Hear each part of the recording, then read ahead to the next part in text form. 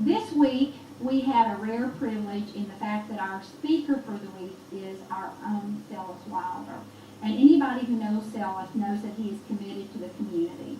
You look at Commonwealth Gardens, you look at the public service that he does. We are indeed lucky to be able to count him as one of our members. And today, I believe he's going to speak based on the objects here, the visual aids, I guess you'd call them. Based on visual aids, I guess his topic's going to be garbage. So without further ado, our own Sellis Wilder.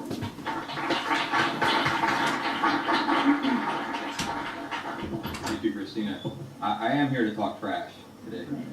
But before I start, I'd like to mention I was running a little late this morning, or I was running a little late getting here because I was at an annual memorial service for firefighters who have fallen in the line of duty across the Commonwealth.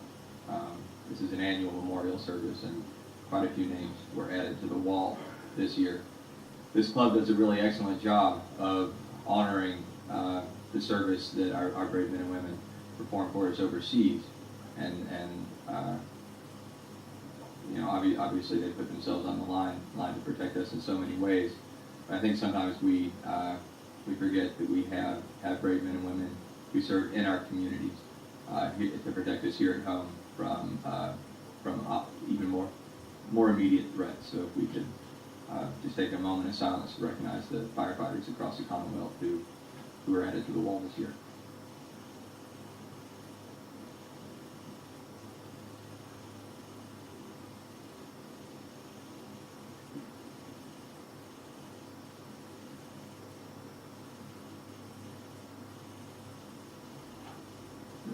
Thank you. I am here to talk trash today.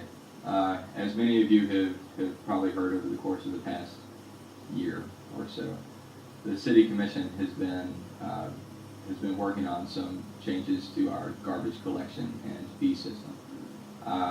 We earlier this week passed a budget amendment to secure and supply trash cans to residents throughout the city. And we also will be voting on some proposed changes to the fee structure later this month. Throughout the course of this month, a series of request forms and some bullet points of frequently asked questions and information are going to be sent out to every household in the city. And this is a subject that will directly impact or directly affect every household within the city limits. And so we're doing our best right now to share this information with the public and to answer any questions and concerns that the public might have. To give you a little history on this, I'm sure most of you are aware that the city currently has a fee for garbage collection. It's a $5 monthly fee that's assessed semi-annually, which means that a bill for $30 has been sent out every 6 months for the past couple of years. The current City Commission has waived that fee thus far this year until we work out any proposed changes to the fee structure. We held a series of public forums back in April in which we solicited community input. We advertised the forums as best we could and held meetings, not just at City Hall, but we held a meeting on the east side of town, one on the west side of town, and one downtown, where we invited members of the community to come and give us their thoughts on how best we could fund garbage collection in an equitable and long-term sustainable way. We presented as many options as we could think of at those forums, but we also solicited folks to give us their different ideas as well. Over the course of those 3 forums, most folks expressed, we still have the forum results right now. Much of this was published in the State Journal back in April, but as a refresher, the majority of folks at those public forums expressed preference for charging according to how much you throw away, in an effort to help people save money simply by recycling more and by wasting less. Coming in a pretty close second was the preference that we not make any changes to our current system, and then the other options, such as charging a flat fee, a larger flat fee, or getting rid of the fee and raising taxes to compensate, or privatizing garbage collection, all came in pretty far behind. But we weren't just asking folks which of these methods they would prefer. And we were also getting feedback on each of the methods. We wanted to know what folks' positive view of each system was and what their negative views were, so that we could take all those concerns and take them into account when working on a new system. And to summarize real quick, the no change option boiled down to keeping the current $60 flat fee, the current $5 a month flat fee, and not making any changes to our tax structure. The other flat fee option would have raised the fee to cover the full cost of garbage collection while lowering taxes accordingly. And as presented at the forums, the variable rate option would have raised the fee enough to cover the cost of garbage collection while adjusting it to account for different amounts of waste that are being produced, while also lowering taxes accordingly. And the feedback we got was really helpful to the commission in terms of putting together a new system that took into account and that takes into account all of the concerns that were addressed at these public forums and in our commission meetings and in the public's correspondence with us throughout the course of the past year. There were some, I guess let me go ahead and outline a little bit of the proposal that we've put together. We are providing garbage and recycling bins to residents throughout the city. And we're offering the rollout carts in 3 different sizes, which you can see here. Unofficially, we're calling them the small, medium, and large sizes. They actually amount to about 35-gallon cans, 65-gallon cans, and 95-gallon cans. And we'll be providing each household with 2 cans, one for garbage and one for recycling. And folks will have an option in terms of which size can they want. And the proposal is to charge a different monthly rate for each size can. So the small can, the 35-gallon can, would be billed out at $0 a month. The medium can here, or the 65-gallon can, would be billed out at $4 a month, and the larger can would be billed out at $12 a month. And there was a lot of effort went into reaching those numbers, but on the base of it, that doesn't amount to raising the fee and lowering taxes accordingly. That's actually going to bring in roughly the same amount of revenue that we're bringing in now. One of the concerns that was expressed rather frequently in the forums that hadn't really occurred to us was that, and when it comes to whether or not we want to pay for garbage collection through taxes or fees, lots of folks pointed out that taxes are tax deductible, and that fees aren't. When you pay your taxes, you can actually claim that. When you pay your taxes, you can actually claim that as a tax deduction on the next year. And so, when we were considering the possibility of raising the fee and lowering taxes accordingly, some folks pointed out that if we move entirely away from a tax structure to a fee structure, that might be a wash on paper, but we would actually be moving away from a system that's tax deductible towards a system that isn't.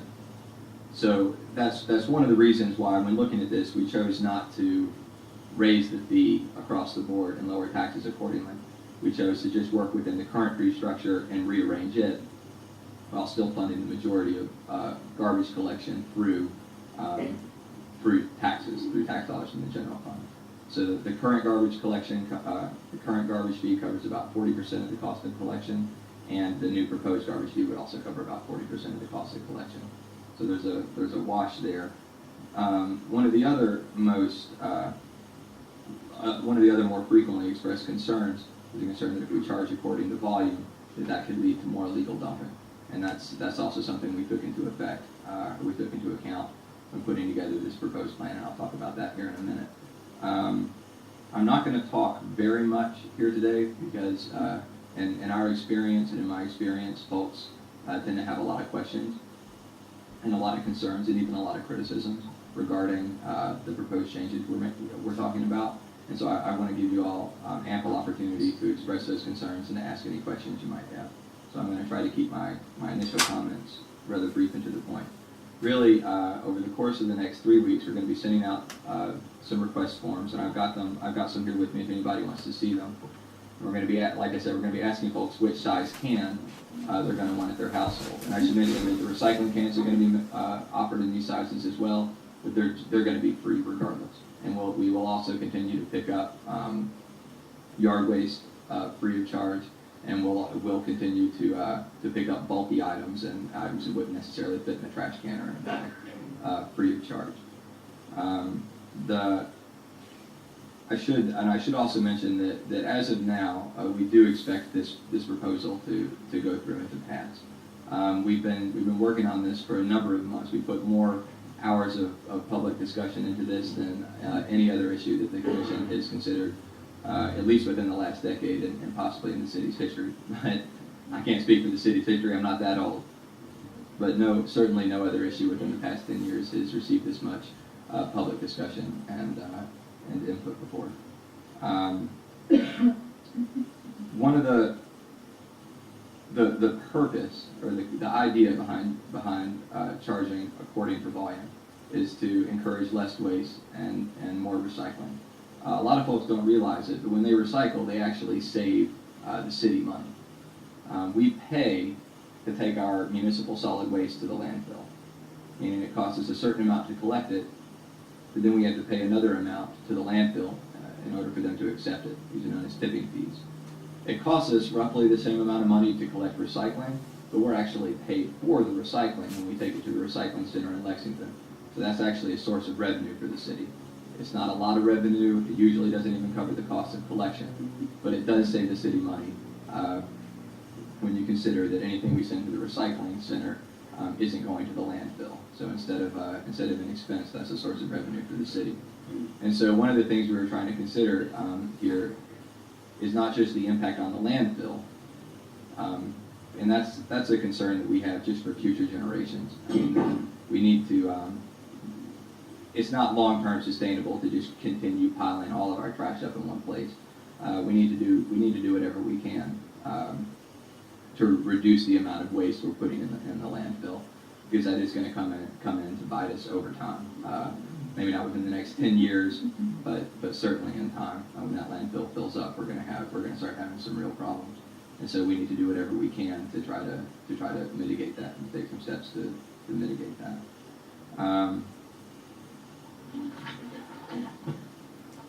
One of the concerns that was expressed throughout the course of the forums was that any changes to the system might also affect our current employees and might actually cost folks jobs. And that was one of the reasons that the possibility of privatizing garbage collection, which lots of cities do, received literally zero public support. It was the only option on the table that literally not a single person supported.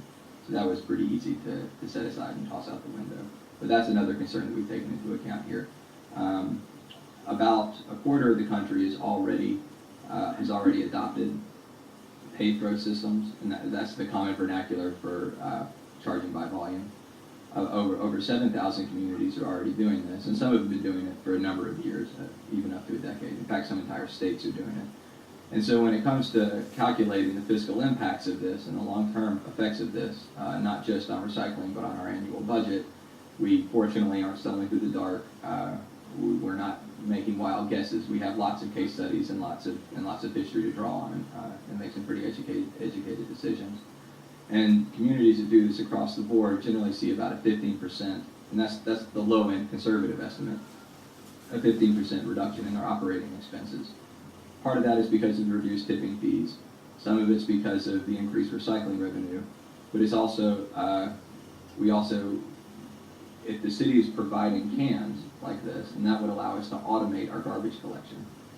So right now we set out any number of size and shape trash cans out to the street, and we have workers who come and pick those cans up and toss them into the truck. But as long as the cans are uniform, which is only possible if the city's distributing them, then we can actually pick them up with the truck itself. We can have an automated system that's obviously any automation is more cost effective than something that's labor intensive. And so there are savings there. Some of the larger savings actually come in terms of decreased workers' comp claims. and the the decreased insurance liability that comes along with that. So that's just a way of laying out some of the fiscal impacts we expect to see. The idea is to pay for this over the course of 5 years, because there is an upfront capital investment. The upfront capital investment is mostly in the cans. We've also budgeted some funds for increased enforcement in regards to illegal dumping, and there are going to have to be some upgrades to the trucks. But we're not going to purchase the automated trucks until we're replacing old trucks that need to be replaced anyway. So that cost should be relatively minimal. But we're estimating that this program should roughly, between the cost savings and the upfront expenses, should roughly break even within the next 5 years or so, and then result in long-term cost savings after that.